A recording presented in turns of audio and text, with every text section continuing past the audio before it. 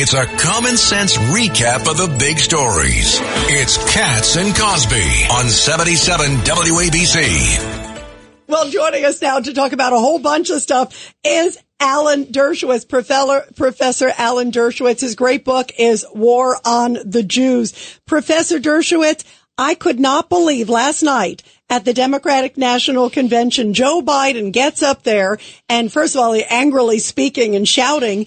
And then he said, and the protesters out there, I was waiting for him to say, please. So, do you realize what you're supporting when you're saying pro-Hamas, anti-America, anti-Israel? And instead he said, you have a point. They have a point. Your reaction? Well, that was much worse than what he claims Donald Trump said when he claims he said there are fine people on both sides. Trump never said that.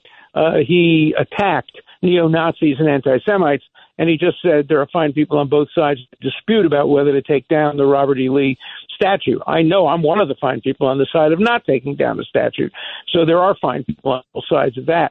But here, to give legitimacy to these thugs, to these anti-Semitic people who are tearing down fences, and they tore down the fences before the speech, and they were saying Hamas is right, we are the resistance, to give them legitimacy, to put the imprimatur of the President of the United States on these thugs and what they're saying is an absolute disgrace, but not as bad as the DNC inviting AOC to speak.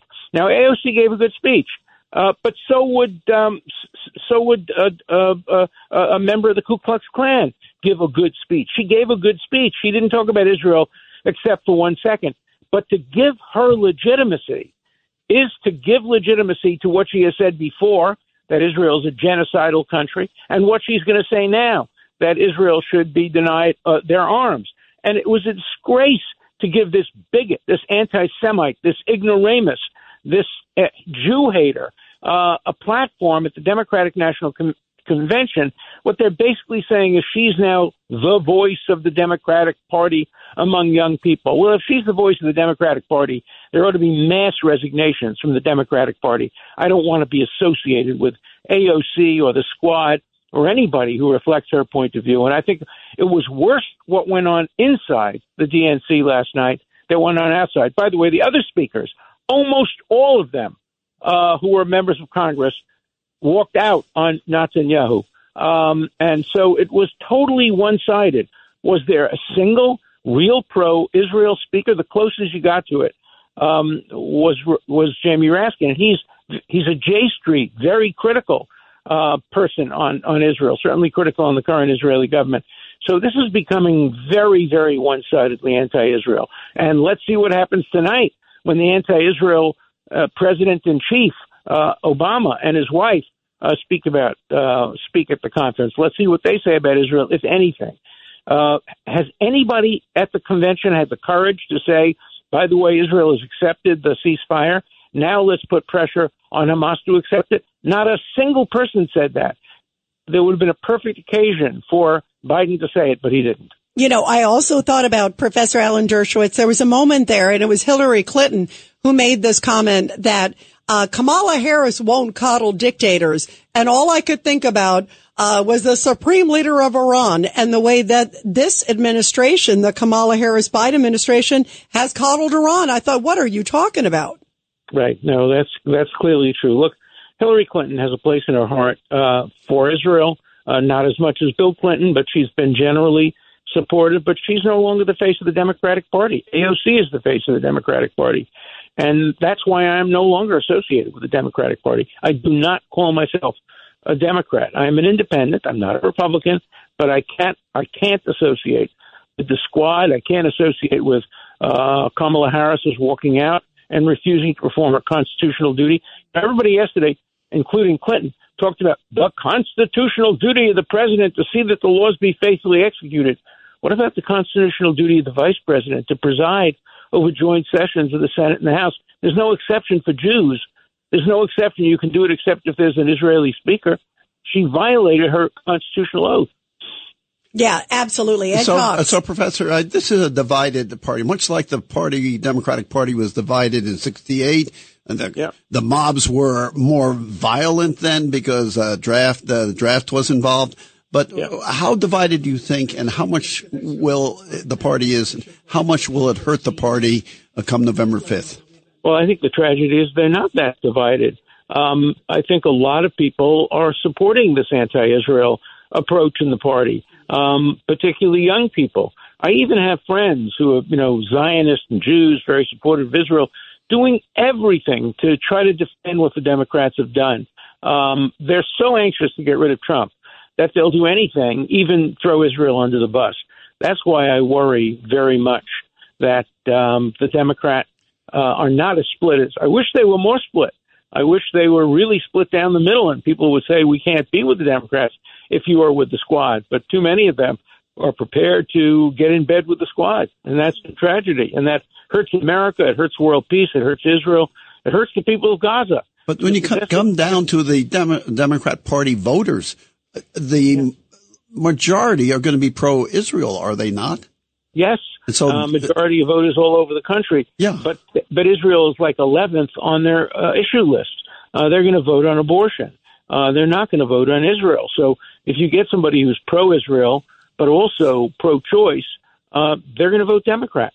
So you can be pro-Israel and still vote for Democrats because of the other issues that are at stake. Judge Weinberg. But Alan, what we have here is we have a situation where Israel is really the first step in this attempt for worldwide domination of fundamental Islamicism. That's what the problem is. It's a war of civilizations, as Bernard Lewis talked about it. We have a problem here. They knock out Israel. They're taking over with the Islamization of Europe, and America is next. So you can talk all you want about abortion rights and gay rights and transgender rights. They'll be chopping their heads off and throwing off the heads of the tops of roofs. They don't understand what's at stake. So it's very nice to talk about abortion. That's not the issue. The issue is the survival of this country and of Western civilization. Why don't they understand that, Alan? And they should understand something else. Abortion is going to win no matter who they vote for, no matter who. Even Trump now has moved on abortion. He's only opposed to late-term abortion. He's opposed to a federal statute. Abortion is going to win, just like gay rights is going to win. So the issues that some people continue to vote Democrat on are issues that we're going to win on. It's Israel, and what you say is the Islamic terrorists who are trying to take over the world. That's the future. And the young people are in favor of that. These people who are carrying signs about the resistance. Resistance is just a euphemism for Hamas. That's their second name, Hamas, the resistance. And that's what we saw outside of the convention center. But I'm still much more worried about what we saw inside the convention center. And I'm very worried about what we're going to see tonight. And I'm worried what we're going to see Thursday night. Professor Dershowitz, you brought up outside. This was chilling to me. There was an interview with some protesters, and they were asked, don't you realize, what you're protesting? They were waving the Hamas flag. And they were asked, what do you think of October 7th? Oh, I support October 7th with a straight face. And the reporter said, to their credit, well, what happened on October 7th? 1,200 Israelis were slaughtered, women and kids. Oh, yeah, I don't have a problem with, that's okay. I support October 7th. That's stunning. They're in America saying this. No, there was this one guy who said, what's wrong with October 7th? Nothing wrong with October 7th. And I think that's why Biden was so wrong. They do not have a point. They do not have a point. They are bigots. Many of them are anti-Semites. They hate America. They're seeking to destroy Western civilization. They don't have a point. And the President of the United States shouldn't give them legitimacy and is imprimatur by saying, listen to them, they have a point. What he should have said is they have a constitutional right to say what they say, and we have a constitutional right to tell them they're dead wrong. And he should have exercised his constitutional right to say they do not have a point.